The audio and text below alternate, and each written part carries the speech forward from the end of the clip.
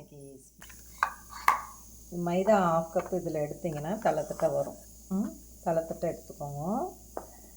Cornflour வந்து 1 table spoon வந்து கம்மியாக எடுத்துக்கோங்க. இந்த கப்பில் ஒரு 1/2 கப்பு மாவு 1/2 கப்னால் இது ஃபுல்லாக, இது 1/2 கப்பு மெஷர்மெண்ட்டு. இதில் வந்து ஃபுல்லாக தலைத்தட்டை எடுத்திங்கன்னா அதில் 1 டீஸ்பூன் அளவுக்கு எடுத்துருங்க, குறைச்சிருங்க.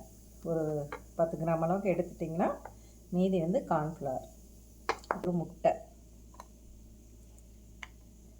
தேவை, ஒரு 1/2 டீஸ்பூன் வந்து சால்ட்டு தேவை, ஒரு 350 ml வந்து வாட்டர் தேவை. வாட்டர் ஓகேங்களா? இப்போ மைதா கார்ன்ஃப்ளவரை போட்டுடலாம்.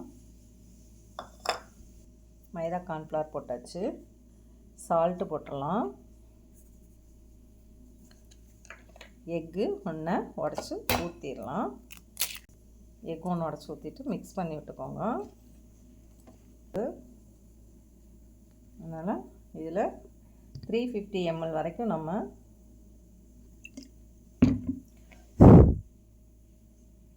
இது 100 ml இதை கரைச்சி விட்டுக்கோங்க. அப்புறம் தண்ணி ஊற்றிக்கலாம். ஊற்றி தண்ணியை கலக்கிக்கோங்க. 100 ml விட்டுருந்தோம். இதில் இன்னொரு 150 ml விடணும்.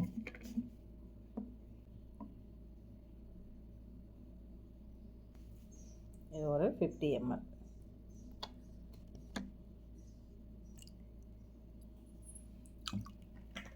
கலக்கி விட்டுக்கோங்க. இப்போ 350 ml ஊற்றியாச்சுங்க. இதை நம்ம வந்து தோசை தவா இருக்குது பார்த்திங்களா, பேன், நான்ஸ்டிக் பேனில் ஊற்றி எடுத்துக்கலாம். தனியாக ரிங் ரோல் எப்படி ஷீட் பண்ணலான்றதை பார்க்கலாம். இப்போ நம்ம அடுப்பை பற்ற வச்சு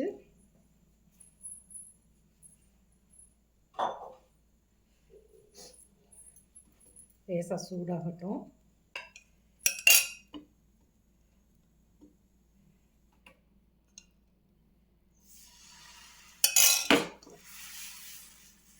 இப்படி ஊற்றிக்கோங்க.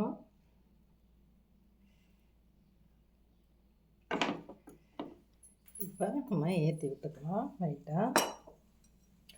இது சுற்றிலும் வந்து அப்படியே நமக்கு அது தூக்கி கொடுக்கும். அப்போ நம்ம எடுத்துடலாம். ஊற்றும் போதே நல்லா ஊற்றி ஒரே சைடாக இது பண்ணிடுங்க. நான் கொஞ்சம் இது பண்ணனால இங்கே கொஞ்சம் இப்படி இருக்குது. நீங்கள் அப்படியே ப்ளைனாக கொண்டு வந்தீங்கன்னா கொஞ்சம் நல்லாயிருக்கும்.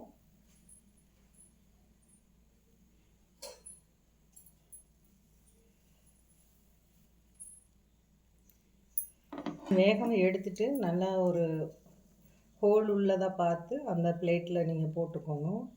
இந்த கண்ணு தட்டெல்லாம் சொல்லுவோம்லையே, அப்படியே ஹோலாக இருக்கிறதுல போட்டுக்கோங்க. அப்போ இது பண்ணும்போது உங்களுக்கு கொஞ்சம் அது இதாக இருக்கும். ஆறணும். இது மேலே கொஞ்சம் கார்ன்ஃப்ளவரை தூவி அப்படியே ஒவ்வொன்றுக்கு மேலே ஆற போட்டு ஒவ்வொன்றா அடுக்கி வச்சுக்கோங்க. வேண்டும் போது அப்புறம் நம்ம அடுத்ததை பார்க்கலாம். இப்போ பாருங்கள், சுற்றிலும் தூக்க ஆரம்பிச்சிச்சு. இதை நம்ம அப்படியே கொஞ்சமாக மெல்லமாக எடுத்துக்கலாம்.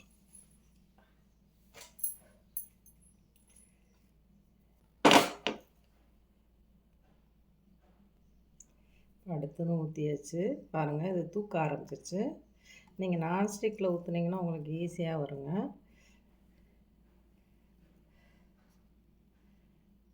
பார்த்துடுங்க, கையில் சுட்டாமல் இது பண்ணாமல். குறைச்ச தீயில தாங்க வச்சுருக்கேன் கொஞ்சம்.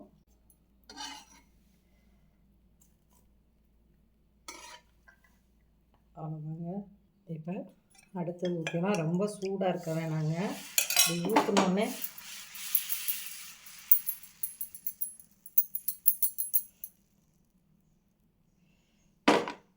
ஊற்றிடுங்க. நீங்கள் லைட்டாக தூக்கி விட்டிங்கன்னா அது அப்படியே நமக்கு எலும்பி வர்றதுக்கு ஈஸியாக இருக்குங்க. பாருங்கள், எடுக்க வருதுங்களா? இப்படி எடுத்துருங்க.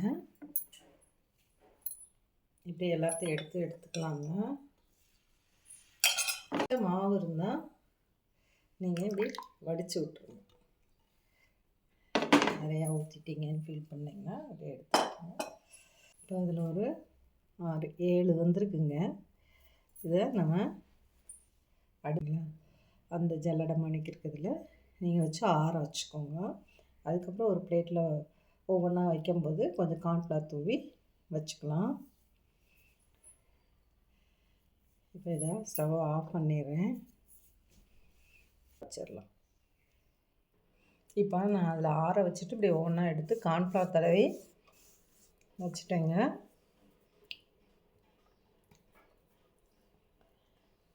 அடுத்து நம்ம வெஜிடபிள்ஸை இது பண்ணலாம். இப்போ அதுக்கு ஸ்டஃபிங் பண்ணுறதுக்கு நம்ம ஸ்ப்ரிங் ரோலுக்கு என்னென்ன வேணும்னா கேபேஜு, கேரட்டு, கேப்சிகம் இதுவும் ஒரு 125 கிராம் எடுத்துக்கோங்க. சிக்கன் இருந்தால் 200 கிராம் சிக்கனும் எடுத்துக்கோங்க. நல்லா அந்த ப்ரெஸ்ட் பீஸை எடுத்து பொடுசாக கட் பண்ணி அதை நம்ம வதக்கி எடுத்துக்கலாம். நான் அன்றைக்கி வெஜிடபிளில் செய்கிறேன். இது நான் இப்போ அந்த சிக்கன் இல்லாதனால இது 350 நான் வெஜிடபிள் எடுத்துக்கிட்டேன். இது 1 table spoon garlic, 1 teaspoon ginger, அப்புறம் கொஞ்சம் டொமேட்டோ கெச்சப், க்ரீன் சில்லி இருந்ததுன்னா அதை நீங்கள் பேஸ்ட்டாக அரைச்சி போட்டுக்கலாம். நான் சாஸ் தான் விடுறேன் இன்றைக்கி. இதில் க்ரீன் சில்லி சாஸ், இது ரெட் சில்லி சாஸ், இது சோயா சாஸ், அப்புறம் சால்ட்டு வேணும். இது நமக்கு இந்த டேஸ்ட்டு ஹோட்டலில் எல்லாம் கிடைக்குது பார்த்திங்களா, அதுக்கு இந்த தான் அரமட் பவுட்ரு யூஸ் பண்ணலாம். இது சீசனிங் பவுடர்னு சொல்லுவாங்க. அரமட் பவுட்ரு இல்லை சீசனிங் பவுடர் ஃப்ரைட் ரைஸ் இதுக்கெல்லாம் யூஸ் பண்ணுறது. இது சும்மா கொஞ்சமாக நீங்கள் போட்டுக்கோங்க. இதுக்கு அளவு போடுறது 1 டீஸ்பூன் போடணும். நானும் அவ்வளோ போட மாட்டேன். சும்மா அந்த டேஸ்ட் வேணும், அவ்வளோதான். அதுக்காண்டி நம்ம கம்மியாக போட்டுக்கலாம், பாதி போட்டுக்கலாம். கொஞ்சம் பெப்பர் பவுடர். நூடுல்ஸ் ஒரு ஆஃப் இது வேக வச்சு எடுத்துக்கோங்க, 1/2 கப் அளவுக்கு. சிக்கனோடு போடும்போது ரொம்ப நல்லாயிருக்கும். நான் சிக்கன் போடல, அதனால் இது சும்மா கொஞ்சோண்டு பாதி தான் போடுறேன். 1/4 கப். நூடுல்ஸை வேக வைக்கிறதுக்காக தண்ணியை சூடு பண்ணிக்கலாம். இப்போ நூடுல்ஸை அந்த பக்கம் வேக வச்சிடலாம். இப்போ இதை தாளித்து விட்டுக்கலாம். நீங்கள் பட்டர் இல்லை ஆயில் எது வேணுமோ அதை விட்டுக்கோங்க.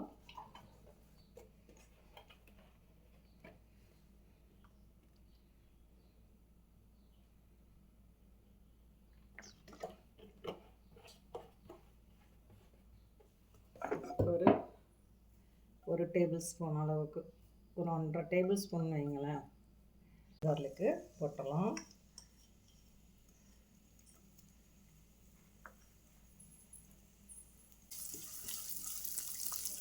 ஃபஸ்ட்டு சிக்கன் போட்டிங்கன்னா ஃபஸ்ட்டு சிக்கனை போட்டுட்டு அது நல்லா ஒரு 2-3 நிமிஷம் வதக்கி விட்டுட்டு அப்புறம் இதை போடுங்க.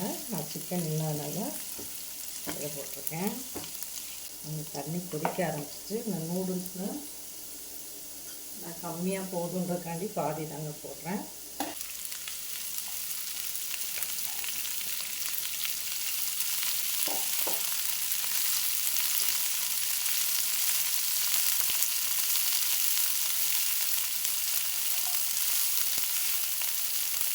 கொஞ்சம் 1/2 டேபிள் ஸ்பூன் வச்சுக்கலாம். நீங்கள் க்ரீன் சில்லி இருந்துச்சுன்னா போட்டுக்கோங்க. இப்போ நான் சாஸ் இருந்தனால அதை ஊற்றிடுறேன். ரெட் சில்லி சாஸ் அளவு உங்களுக்கு டிஸ்கிரிப்ஷனில் கொடுத்துட்றேங்க, உங்களையும் வரும், அதை பார்த்துக்கோங்க. Soya sauce,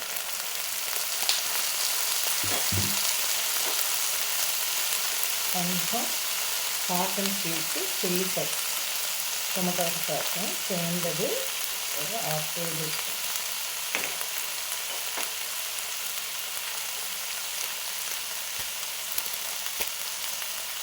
½ tablespoon pepper, teaspoon pepper, salt,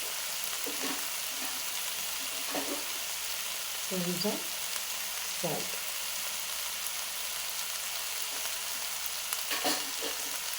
கிளறிக்கலாம்.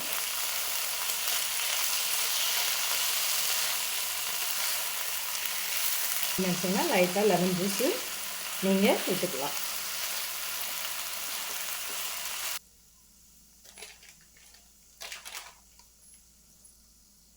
Normal powder கொஞ்சம் போட்டிருக்கேன்.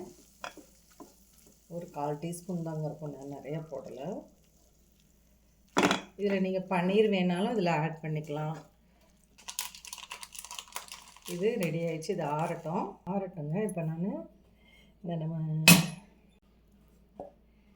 இந்த ஓரங்களில் இந்த மாவு மிச்சம் இருக்குது பார்த்திங்களா, இல்லைன்னா நீங்கள் கார்ன்ஃப்ளவர் மாவையும் மைதா மாவையும் இப்படி கலக்கி ஓரமாக தடவி வச்சுக்கோங்க.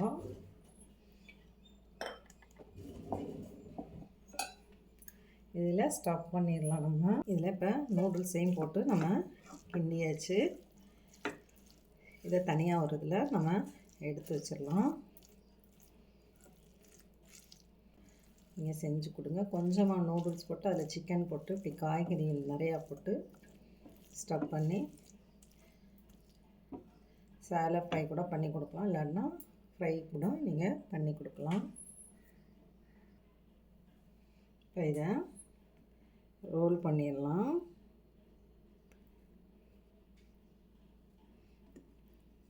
இதை இப்படி ரோல் பண்ணிடுங்க. இதை இப்படியே டைட்டாக சுற்றி வச்சுருங்க. பாருங்கள்,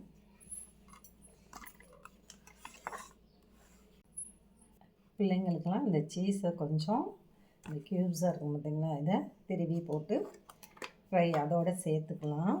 நான் அதை உங்களுக்கு காமிக்கிறேன். இப்போ நம்ம இந்த ஓரத்துலலாம் அந்த மாவு நம்ம இது ஊற்றினோம் இல்லையா ஸ்ப்ரிங் ரோலுக்கு, அந்த மாவு கொஞ்சம் மிச்சம் இருந்ததுனால நான் அதை தடவிக்கிட்டேன். அப்படி இல்லை எனக்கு சரியாயிடுச்சுருந்தீங்கன்னா நீங்கள் கொஞ்சோண்டு மைதா மாவும் கொஞ்சம் கார்ன்ஃப்ளவர் மாவும் நல்லா தண்ணி விட்டு கரைச்சி இது பண்ணிக்கோங்க.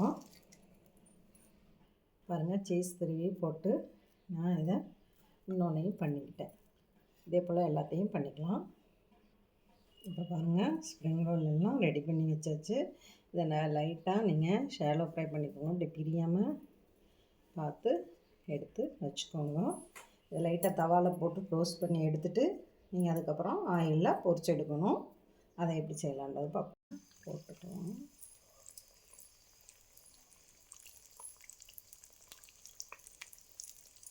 பொரிச்சு எடுத்துருவோம். நான் இப்போ இதில் 2 போட்டிருக்கேங்க.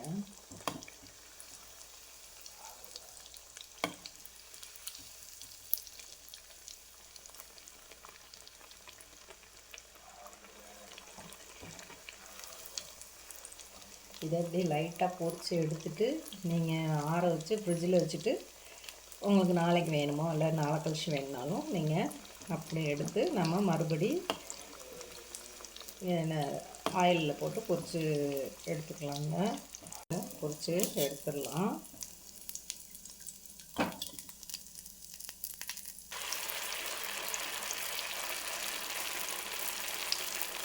கொஞ்சம் நல்லா ஹீட்லேயே அது இருந்தால் எண்ணெய் பிடிக்காமல் வரும். நான் குறைச்சி வச்சுருந்தேன். இப்போ ஏற்றி விட்டுட்டேன். பொரிச்ச பின்னாடி பார்க்கலாம். பாருங்கள், ஸ்ப்ரிங் ரோல் ரெடி ஆகிடுச்சு. நீங்களும் இதே போல் வீட்டில் செஞ்சு பார்த்துட்டு எப்படி இருக்குதுன்னு உங்கள் கமெண்ட்டை சொல்லுங்கள். நீங்கள் என் சேனலுக்கு லைக் பண்ணுங்கள், ஷேர் பண்ணுங்கள், கமெண்ட் பண்ணுங்கள், சப்ஸ்கிரைப் பண்ண மறக்காதீங்க. தேங்க்யூ ஃபார் வாட்சிங்.